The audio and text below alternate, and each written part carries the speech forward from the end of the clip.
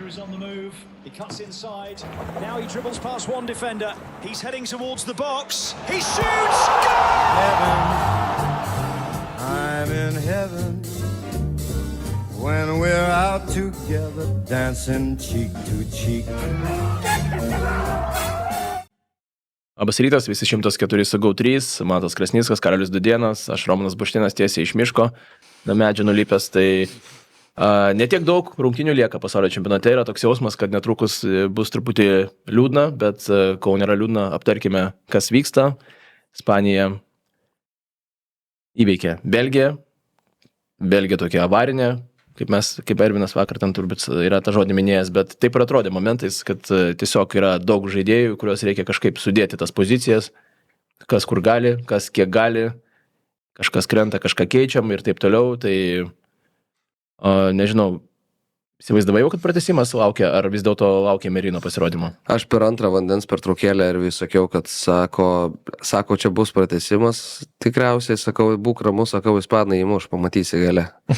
Tai jaučiuosi nuspėjęs. Sakei tą ispaną, kuris įmuš? Ne, nesakiau ispano, kuris įmuš. Dar tas ispanas ant suolo buvo ir kažkaip į galvą netėjo, bet čia būtų iš vis gal fantastinis spėjimas. O šiaip tai belgais netikėjau, bet kai prasidėjo rungtynės ir pamatėm kažkodėl Vanakeną aikštėje, kuris nebuvo planuotas, ir tada supratom, kad yra nulinis keitimas padarytas ir Juri Tielemans ant suolo, tai tada man iš viso išgaravo paskutinės belgų viltis, nes ant šito žaidėjo žiauriai daug kas stovėjo rinktiniai.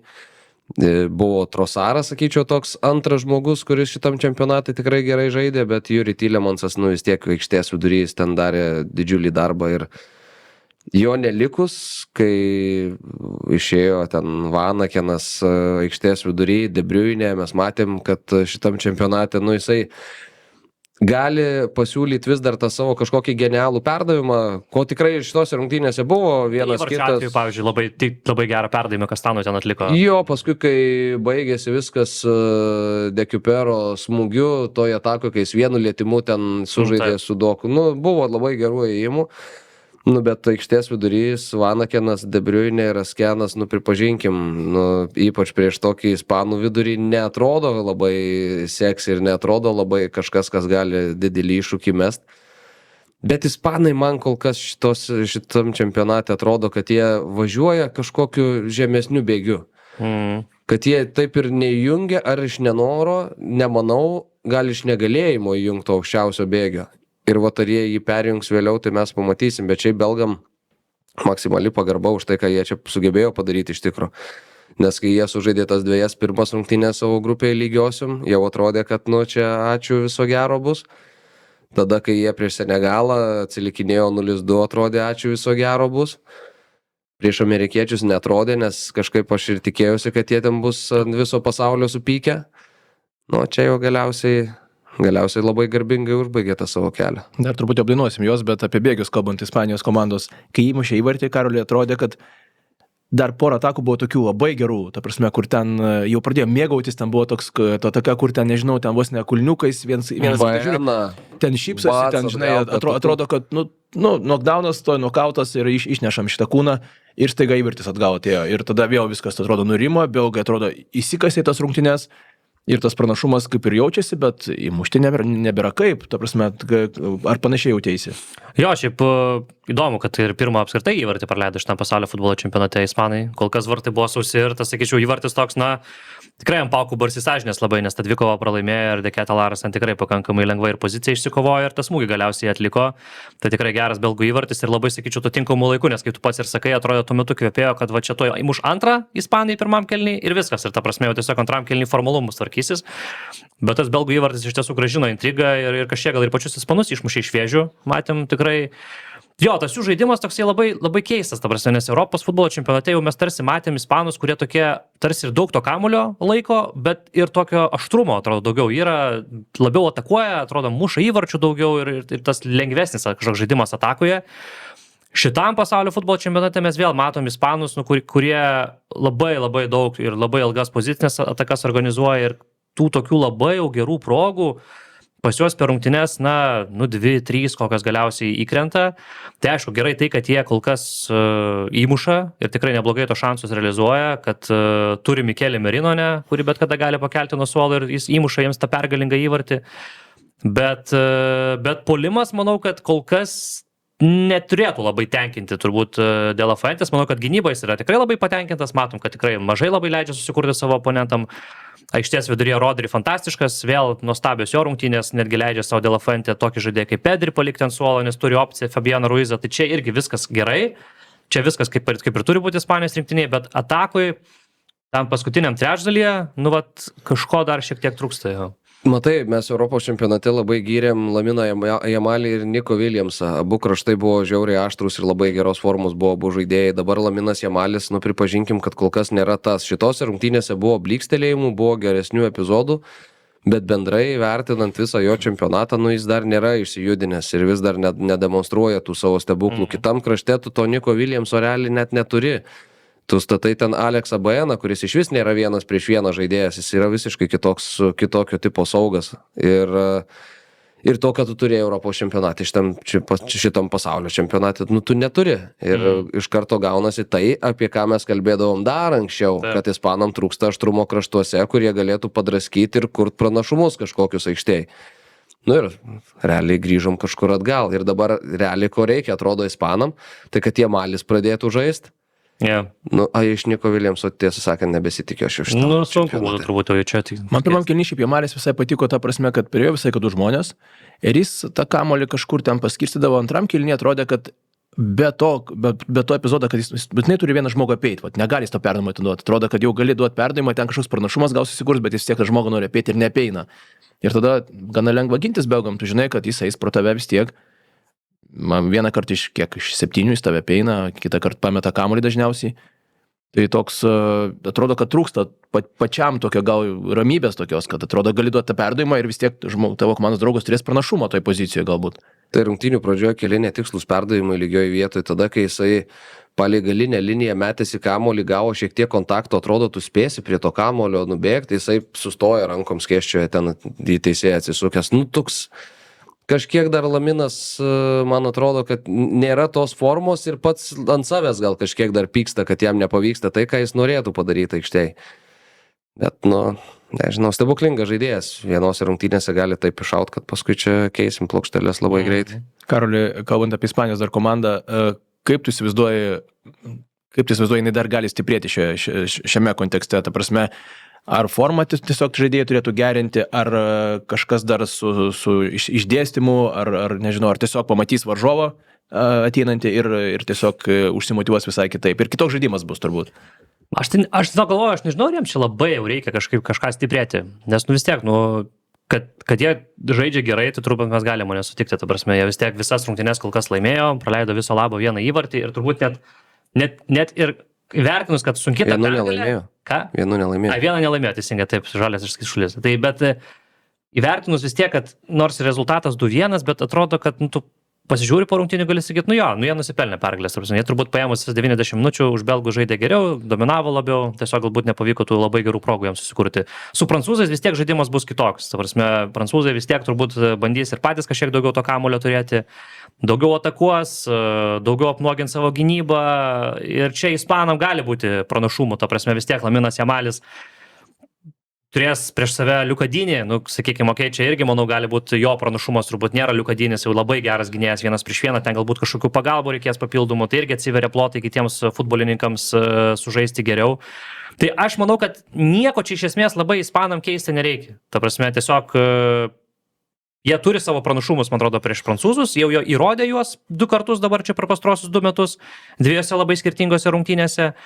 Ir manau, kad jie pakankamai pasitikėdami eina į tą mačą, bet manau, kad ir prancūzai lygiai taip pat jaučia, kad jie irgi gali šitą Ispanijos rinktinę bausti. Manau, kad irgi jaučia, kad turi silpnų vietų, ateina gal net ir geresnės formos. Tai nelabai matau iš tiesų, dabar žiūrint tą sudėtį į tos žaidėjus, kurios turi De La Fuente. Jis, man atrodo, čia išsileido geriausią savo 11-tuko, kokį jis gali įsileisti. Aš nemanau, kad jis dabar su Nico Williamsu, ką tik grįžusiu po traumos, rizikuos vietoj Baenas, čia, ką žinot. Čia tik Pedri Ruizas, bet pagal rungtynes irgi gali dėlioti. Tai dar šiek tiek belgus apdainuokime,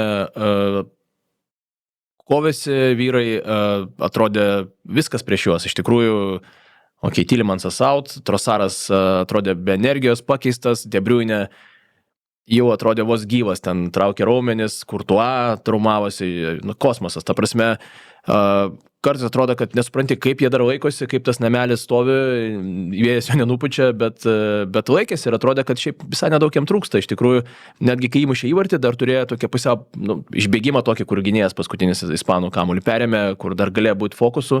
Lukaku ten draskėsi iš paskutinių, atrodo, jau viskas jėgos apleido, absoliučiai. Ta prasme, nežinau, aš kažkiek buvau susistapatinęs su belgais, ta prasme, kad dažnai mums patiems žaidžiant būdavo toks jausmas, kad mes jau iš paskutiniųjų, visi varžovai yra geresni mėgėjų futbole, tai čia ne visai mėgėjų buvo, bet nežinau, ar jums buvo panašus jausmas, kad kažkoks didvyriškumas čia vyksta iš belgų pusės. Nu, labai gerai kovėsi, iš tikrųjų, sakau, kai tokia išdarkyta komanda, tu matai, kad jie nuo suolo keliasi, Akselis Vicelis eina žaisti 37 metų. Anksti pakankamai. Ir labai anksti, bet tu supranti, kad tiesiog nėra ką, arba tu ten kažką turi stumt, arba tu turi leisti šitą veteraną. Pasirinko Rudy Garcia, Vicelį. Nepasakysi, kad jis kažką blogo darė. Šiaip mačiau įdomu, kad 2008 metais debiutavo prieš Ispanijos rinktinę. Akselis Vicelis, žaisdamas Vingeriu. Tai o jisai prieš porą metų, dar kai buvo Atletiko, kadangi nemažai teko matyti rungtynių, į vidurio gynėjų kartais pastatydavo, ypač sezono pradžioj. Tai ten prausykla tokia buvo jau, absoliučiai negalėjo. Dabar dar 2 metai praėjo. Ir jisai atramoj geriau, nereikia tiek greičio, turėti, nes ten jisai labai jau lėtas buvo. Tada tu tą seisą pasikeli, kur pasaulio čempionato debiutas bičių iš vis ir prieš Ispaniją, ketvirtfinalį prieš Jamalį gintis. Geresnės progos debiutuoti tikriausiai nėra. Bet irgi jis nieko to blogo nepadarė. Viskas, kas tau padarė blogo, yra Senelamensas. Ir vėl Manchester United turim... Gerai, Karoli, pasiaiškink. Prašom pasiaiškinti, kas čia nutiko. Ta prasme, tai žmogus nė minutės nebuvo sužaidęs pasaulio futbolo čempionate. Buvo pasiruošęs. Išėjo iš... Kur tu pirmas, tu buvai pasiruošęs. Išėjo tikrai atsakingų momentų. Taip, aš sutinku, kad suklydo. Šiaip labai retas epizodas, kad jis taip klystų, nes tikrai turėjo gerą sezoną. Vėlgi, ir turbūt prieš sezoną nieks nematė jo Belgijos rinktinėje ir antrų vartininkų. Ir ten turbūt kiti buvo variantai, bet jis išsikovojo tą poziciją. Ir sunku, manau, tai vartininkų įeiti 70 rungtynių minutę be jokios praktikos į rungtynes. Ir faktas, kad jis turėjo sužaisti geriau toje situacijoje. Turėjo ten sutvarkyti su tokiu Barsi kamuoliu ar jį pagauti. Labai rimtai Karolis pasižiūrėjo į pasiaiškinimą kažkaip. Jo, bet man patiko kažkaip Pieteris Šmakelis, ten po to irgi buvęs United vartininkas, tai kažkaip sakė, kad būna taip tiesiog vartininkam, kad jeigu tu neturi praktikos, ir tokiu atsakingu momentu įeini kartais, tiesiog tu gali tokią klaidelę padaryti. Tas pirmas seivas yra žiauriai svarbus. Tu padarai tą seivą ir tada tu ramus, arba tu nepadarai to seivo, jis įėjo, nebuvo kažkoks žaidimo aplink jį, tai ta įtampa jaučiu kaupėsi. Bet šiaip kas yra žiauriai įdomu, tai kad Thibaut Courtois šiaip taip nustūmė po autobusų Rudy Garcia po rungtynių. Jisai pasakė, kad sako, aš pasakiau, kad aš negaliu ilgų kamuolių išnešinėti. Bet sako, aš žaisti galėjau. Tik tai, kad negalėjau išnešinėti, nes skaudėjo biški koją. Ir treneris, sako, nusprendė, kad mane reikia pakeisti. Tai Thibaut Courtois norėjo žaisti toliau, jis neprašė to keitimo. Bet ir neprotestavo labai iš tiesų, kai keitė. Bet žinai, gal Courtois ten, kadangi buvo tas coffee breakas, jis tikrai galėjo su treneriu pakalbėti ramiau. Ta prasme, atrodo, kad kažkokia miskomunikacija vyko. Ir matai, kai jisai pakrito, Lamenso net nesiuntė apšilt ir aš dėl to komentuodamas ir sakiau, kad tikriausiai Courtois pasiėmė, nes ten ispanų visai tokia nebloga atkarpa buvo aktyvi, galvau, pasiėmė tą pauzę legalią, kurios tu negali futbole išgyveninti niekaip, kai vartininkai prisėda, tu be vartininko nežaisi. Atėjo ta atsigaivinimo pertraukėlė, Courtois vis dar vartuose, dar vienas ženklas, kad čia buvo tiesiog toks nuraminam veiksmą aikštėj ir tada parodo Lamensą prie linijos. Reiškia, Courtois negali žaisti po rungtynių, išeina Thibaut kalbėti. Žaisti galėjo, treneris nusprendė. Bet čia irgi toks, aš galvoju, iš Courtois, nežinau, ar čia labai korektiškas pastabas. Jis ne vieną trenerį yra jau į mėsmalę įmetęs. Buvo nusiėmęs prie Tedesco. Taip, sakė, kol šitas treniruos veikėjas, tol čia manęs nebus. Ten sunkiai charakteriai kai kurie. Ir Mikelis Merina, aišku, apie jį galim dar pakalbėti. Atsiduria laiku ir vietoje, kirto į tą kamuolį, akimirką vėliau nebūtų spėjęs, bėga į kamuolį, spėjo kištelėti koją, jį ten paskui jau nuneša, bet tiesiog, nežinau, išeina žmogus, padaro darbą ir pasišalina. Toks toks futbolininkas, kur atrodo gal net kartais apskritai ant ribos rinktinės yra, ne, ar jisai bus, nebus, ypatingai dabar, turint omeny, kad jisai realiai pusę sezoną iš esmės, prieš čempionatą nežaidė dėl traumos, atėjo be formos visai turnyrą. Tai kaip pradėjo tada tose rungtynėse su vokiečiais, ne, per Europos futbolo čempionatą, kur irgi mušė tą lemiamą įvartį ir apsisuko aplink vėliavėlę. Dabar prieš tai mače su portugalais, dabar mačas su belgais, ne, ir tikrai, atrodo žmogus, turi kažkokią tai, kaip, aš nežinau, čia gal gamtos duota, jam yra tiesiog, tokią uoslę turėjo taip atsidurti laiku ir vietoje, išeiti po keitimo tokį efektą sukurti komandai, tai čia turėti tokį futbolininką turnyruose po keitimo, tai čia yra fantastika. Luiso de la Fuente, nuostabus žaidėjas, Mikelis Merino. Dabar galvoja Arsenalo fanai ir nesigailė iš tiesų ir negalvoja, kas būtų, jeigu Mikelis Merino būtų galėjęs, tarkim, žaisti, ne Čempionų lygos finale, ar nebūtų jisai kur nors išlindęs ir kokį stumės įvartė tenais, tai jo, bet pagarba šiam Baskui, tikrai šaunuolis, turi savo rolę, tą rolę idealiai išpildo ir, manau, kad čia dar gal ne pabaiga bus jo. Tai sutinki, Karoli, kad tiesiog turėtume vieni kitiem palinkėti, kad Mikelis Merino ir trečiose rungtynėse iš eilės muštų pergalingai įvartį pusfinalyje. Pusfinalė ne. Sutikčiau galbūt, kad dėl trečios vietos rungtynės galėtų pasižymėti Mikelis Merino iš ties. Tiek džiaugiu. Tas rungtynėse gal ir nuo starto jau paleidžia žmogų. Gal šiaip, jo. Tai ką jis, nuo starto matai, jam reikia likus 6 minutėm. Eini, padarai darbus, apsisukė aplink vėliavą ir į rūbinę tiesiai. Ok, Karolio, aiškus prioritetai. Pakalbėkime apie Norvegiją su Anglija, truputėlį vidurnaktį. Dar viena bemiegė naktis, bet šį kartą jau tokia, kur laukia. Kur nori nemiegot. Taip. Nes aš paskui turėtų... Nori nebegoti, ar išėjęs klausimas? Jo, jūs 12, o aš paskui 4, bet aš jau dėliojuosi, kad aš negaliu miegoti ilgiau negu iki be 5:12, nes negali praleisti anglų ašarų. Bus ašarų? Manau, kad ne. Nebe Norvegijai. Džiaugsmo ašarų gali. Manau, kad džiaugsmo ašarų bus. Kažkaip aš galvoju, kad anglai tą charakterį demonstruoja šitam turnyrė, kad ir norvegai bus tas varžovas. Aš tiesiog matau, kaip turi ir yra parašyta žvaigždėse susitikimas Anglijos ir Argentinos pusfinalyje ir yra duodamas atkirtis už tą 86 metų mačą. Bus atkirtis? Ne, gerai, bet čia dar į priekį. Čia vėliau. Tai turi Anglai šiandieną susitvarkyti su norvegais ir aš kažkaip galvoju, kad ras savyje jėgų, nors šiaip iš tiesų turi nemažai problemų Anglai, girdim iš pranešimų, kad Declanas Rice'as apsirgęs, Markas Gėgiai pam, ar galės žaisti kažkokią tromelę turi, Rhysas Jamesas vėlgi jos sveikata neaiški, Jarela Kwanza iš vis 2 rungtynėms suspendavo. Čia tik kosmosas. Ta prasme, ir buvo, mačiau juokelis, kad tas buvęs Primas Keiras Starmeris paskambino, tai ne tai, kad vieną nuėmė, tai dar vieną pridėjo. Bet šiaip čia gal ir trenerio prašymas buvo, pratęs Kwanzai diskvalifikaciją. Reikėtų čia jo visai dabartiniai situacijai. Tai Džedas Spensas. Aš nesu tikras, ten yra tas 6-7, aš nežinau, tarsi ir tiksinčios bombos ten, žodžiu, dešiniai. Tai pasidarė savo rūpešių. Jisai pats saureliai prisidarė, jisai iš esmės su savo sprendimais Tomasas Tuchelis, save kažkiek pasistatė šitą situaciją, nepasimdamas dar vieno dešinio krašto gynėjo. Maždaug, nebusgi taip, kad vienas trumuosis, ten vienas žais prastai, kitas gaus raudoną, bet turėk. Būna taip. Tai dar keli žmonės pakibė ant geltonų, kas šiaip argentiniečiam gali būti visai variantas, anglai laimė, bet praranda ten, nežinau, porą žaidėjų dėl diskvalifikacijų, dėl tiesiog 2 geltonų, kur tu kažkaip jau tos argentiniečius šitą meti pusfinalį labai. Prašau. Labai. Jūsų visų. Aš tai norėčiau, bet mes matėm, kaip Argentinai sekasi, bet netrukus gal perėsim. Ne, aš tikrai nemanau, kad čia, žinai, anglai be kokių 2 žaidėjų bus ten kažkur toliau žiūrint smarkiai blogesnė komanda. Tai žiūrim be kokio, aišku, be Keino, be Lėgio mažai, tai turbūt būtų labai blogai, turbūt, spėjau, bet jie turbūt neturi, man atrodo, kortų. Keinas turi, Džudas turi. Tada laukime. Jie tiesiog turi būti šiek tiek atsargesni, pradėti rungtynes tarsi jau su geltona kortelė, bet tau ne visai taip išeis padaryti. Bet ir ne tos pozicijos, kur tu labai jau dažnai rizikuosi tą kortelę pasimti iš esmės. Žinai, kartais būna padarai veiksmą ir iškart girbėsi už galvos, tai įkarštyje, tai nežinau. Šiaip beje, girdėjai Kaigo remixą Holando 16-mečio repo? Aš mačiau Red Card. šitą remixą, fantastika, man meta reelsai ir aš ten su to O techno Holando negirdėjot? Aš mačiau, kad padarytas, bet aš šiaip neklausiau dar. Žinau. Eik, tai žinau, gerai, taško. įmes paskui. Gerai. Prieš mačą reikės pasileisti, žinai. Aš komentaruose prie laidos irgi pridėsiu, kad mūsų ir žiūrovai galėtų pasiklausyti. Tai Norvegijoje jau čartuose pirmoji vieta. O, geras. pažiūrėkime, kas per kur, ką bandys daryti šiose rungtynėse. Ir dar vienas dalykas, dabar yra juokaujama, kad Erlingas Haalandas laimės pasaulio čempionatą tam, kad padėtų savo muzikiniai karjerai išpopuliarėti. Blogeris, muzikantas, ta prasme, Viskas. ko jis negali.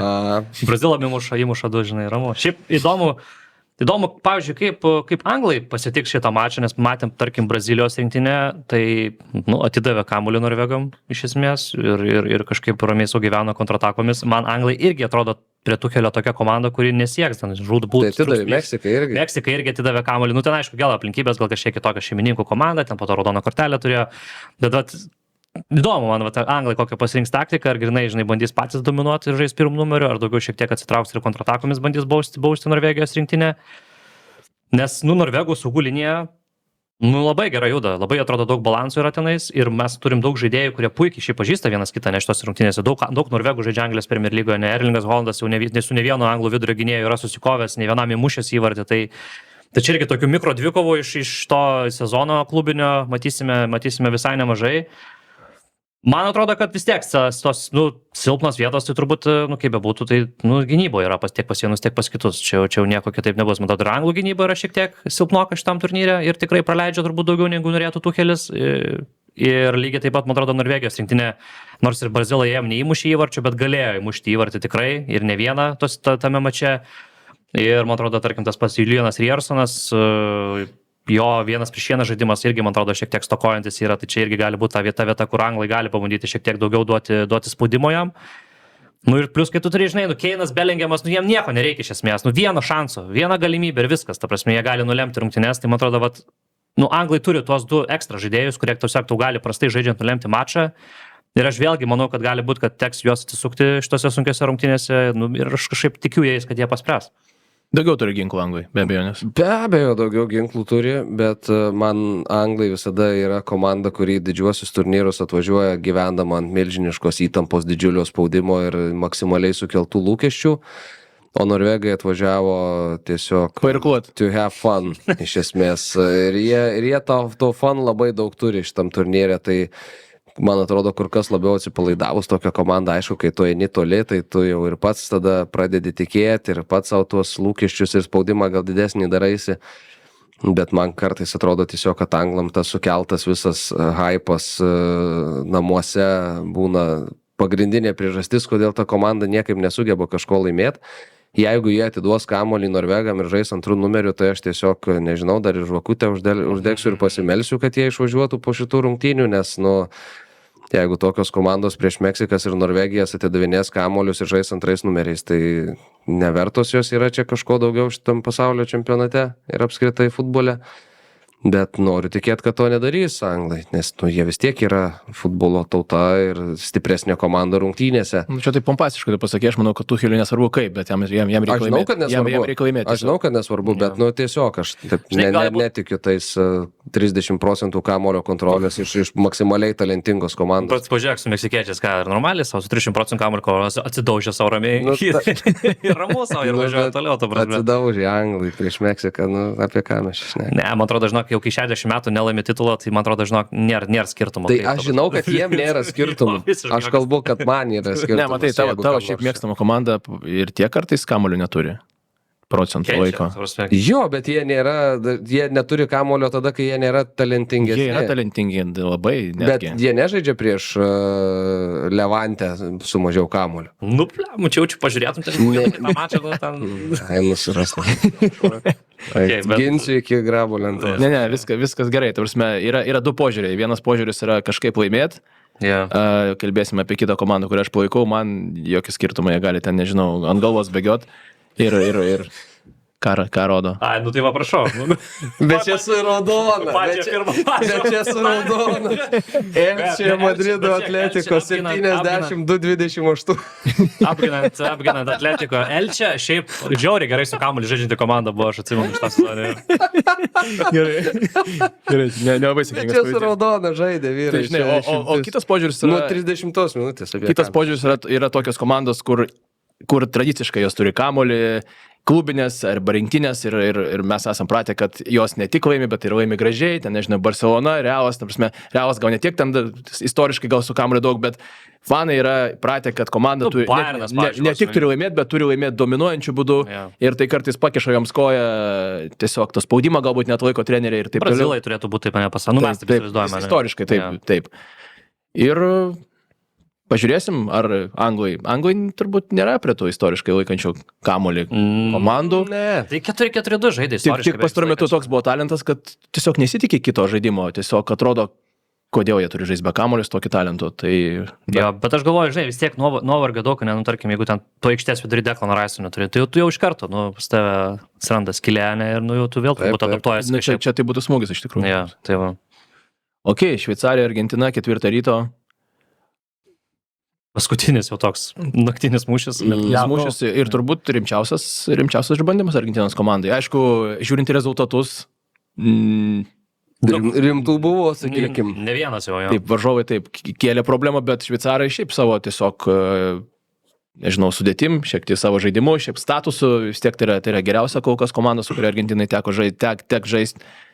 Ir aš nežinau, kaip jūs vyručiai vertinat. O Manzambi žais ar nežais? Nu, aš lyg ir mačiau, kad turėtų nežaidžinau. Tai čia Aš irgi, man atrodo, mačiau kažką, bet galvojau, gal yra kažkokiu update'u. Jo, without John. Tai gerai tada. Tada pliusas, nes man atrodo, kad Manzambi toks, labai jis daug. ten turėtų įdomių tokių sprendimų, manau, prieš Argentiną. Pliusas Argentina, aišku, šveicarams. Koks ne pliusas. Nu, mums, kaip žinai, neutraliam fanui tai minusas be abejo, kad geriausi žaidėjai negalėjo žaisti šitose rungtynėse, tai norėtųsi, žinai, kad tom pačiom jo geriausiam sudėtim pasitiktų. Neutraliam fanui, nėra? Tu supranti, aš tikrai, aš net, kaip aš susakęs, nesikė, man labai sunku vertinti Argentinos žaidimą. Aš praeisiu mačą žiūrėjau ten miške ir momentais aš tiesiog nueidavau. Ta prasme, ten daug žmonių, kažkas už Egiptą, kažkas ten, ir man tikrai sunku žiūrėti. Ta prasme, aš ten... Ta situacija, kur man nesvarbu, kaip jūs laimėkit, nes aš tokia įtampa didžiulė, nes aš tikrai labai mėgstu tą komandą. Bet vėlgi, jeigu jie žais blogai ir pralaimės, tai fair play. Ta prasme, aš tikrai nelaukiu, kad šveicarai kažko neturės ir kažkaip žais blogai. Tiesiog palaikai tą komandą, kurią palaikai ir tiek. Tai aš vis tiek, aš manau, kad išliksiu rytoj ramus. Bet kokiu atveju, ta prasme, ar laimės ar pralaimės. Bet tiesiog mačo metu ta įtampa tokia didžiulė būna, kur tikrai nori pergalės, nori gerų momentų savo komandai, bet po to jau, žinai, gyveni toliau. Aš bijau, kad nebūtų, žinai, kaip tas mačas, kai buvo prieš 4 metus, kur pusfinaliai argentiniečiai išėjo su kroatais žaisti ir tiesiog nuputė 3-0, žinai, ir atrodė, kad jau kroatam galbūt kokiu vienu žingsneliu jau truputėlį per daug buvo tame turnyre. Tai tiesiog viliuosi, kad šveicarai sugebės nepasiūlyti tą gerą gynybą, kokią mes matydavome iš jų viso turnyro metu, kad sugebės tą gyvenimą apsunkinti ir mes tikrai turėsime atkaklės ir sunkes rungtynės. Faktas, kad Argentina yra čia favoritai šito mačo, turbūt kitaip ir būti negali. Man yra truputėlį gaila iš tiesų, kad išėjo šveicarai visgi. Aš labai tikėjausi ir labai laukiau to Pietų Amerikos mūšio su Kolumbija ir man atrodo, kad ten būtų labai kitoks žaidimas, daugiau aistros, man atrodo, daugiau nesuvestų sąskaitų, prisimenant, ten jie Copa America finalą žaidė ne taip senai. Tai man atrodo, kad ten viskas būtų virę, kunkuliavę, aš matau ir Kolumbijos galbūt rinktinės tam tikrų pranašumo ne prieš argentiniečius ir žaidė, manau, truputėlį geriau negu šveicarai ir apskritai žaidė geriau turbūt šito turnyro metu, tai man šiek tiek gaila, kad va taip nesukrito, galiausiai, bet yra kaip yra. Turėsim šveicarus, kurie, tiesiog vienas stabiliausių tų vidutinių rinktinių yra turbūt per nežinau kiek metų ir kiekvieną turnyrą tiesiog pasiekė savo išsikeltus tikslus, gal net ir truputėlį viršė, manau, kad ketvirtfinalis jiems fantastiškas pasiekimas. Bet iš šveicarų pusės žiūrint, varžovas yra įveikiamas. Varžovas turi problemų su visais išėlės. Čia dabar praleidžia įvarčius, gal kažkiek per daug priklausomas nuo vieno žmogaus priekyje. Jo ieško, galbūt ir per daug karts nuo karto, bet jis muša tos įvarčius kažkaip. Kartais trūksta koncentracijos gynyboje. Ten galima tą išnaudoti iš tikrųjų.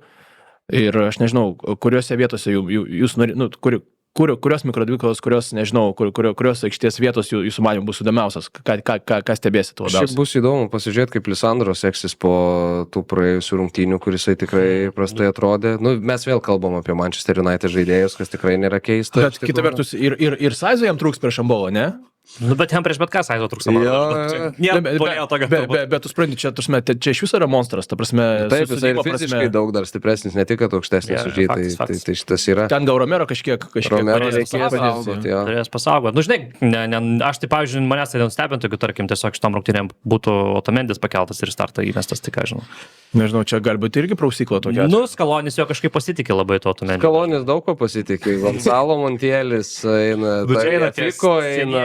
Nu, Tagliafico šiaip reikia pasakyti geras rungtynės. Geras sužaidė, bet vis tiek ir tu tikėtumėsi, kad Argentinos rinktinė dar Tagliafico vaidins. Turi nieko geresnio labai ten tam kairiam krašte. Facundo Medina, tai man atrodo, Medina irgi starto sudėties žaidėjas, nu, įspūdingi pavardai. Jo, bet neturi labai, matai, šveicarai kažkaip, nu, okei, Rubenas Vargas, aš galvoju, gal. Jeigu sveikas. Jo, jeigu irgi sveikas, tai Nes nebuvo po šveicarus kam labai padraskyta, ne, nu, mes turim tą Danas Indoje. Daną Indoje, ne, turim Bembolo ir, nu, viskas iš esmės. Tai to atrodo, kad pas šveicarus stiprybė labiau yra, žinai, aikštės vidurys, gynyba ir tam puolime, kur atrodo galėtum galbūt kažkaip paerzyti tos pačius argentiniečius. Ten gal šiek tiek ir kaip tik trūksta dabar, kai Manzambi nėra, kai Vargasas biškai traumuotas, tai Egiptas atrodo gal net ir daugiau ginklų turėjo kažkaip. Nu, nukauti. Ne, gal. Aš jau vis tiek manyčiau, kad... Salažinai galų gale. Bet tai kas iš to Salah? Pavardė ir kontraktas jau ir to nebėra. Kokį pasiuką kišo? Reiktų savo, pabaigs. Apie šveicarų gynybą vėlgi kalbant, kiek sunku bus argentiniečiams? Ar Messi nėra sunku prieš gynybą? Kažkaip Pakandži man nebėra tas patikimumo garantas, koks anksčiau būdavo. Niko Elvedi gal niekad nebuvo tas patikimumo garantas.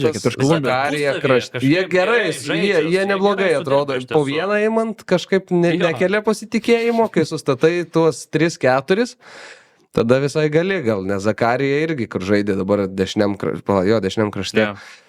Nu tai irgi tu nesitikėtum, kad jis ten kažką, bet jis visai padorės rungtynės sužaidė, tik jam jau paskui prisijungus prie atakos matosi, kad jam ten reikia pakabinti kamuolį baudos aikštelę, nu bičias nedaręs to 10 metų tikriausiai.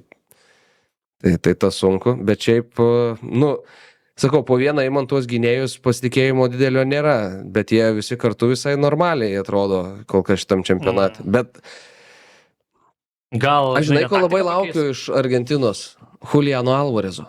Nuo starto? Kur jis? Ne, apskritai žaidžiančio.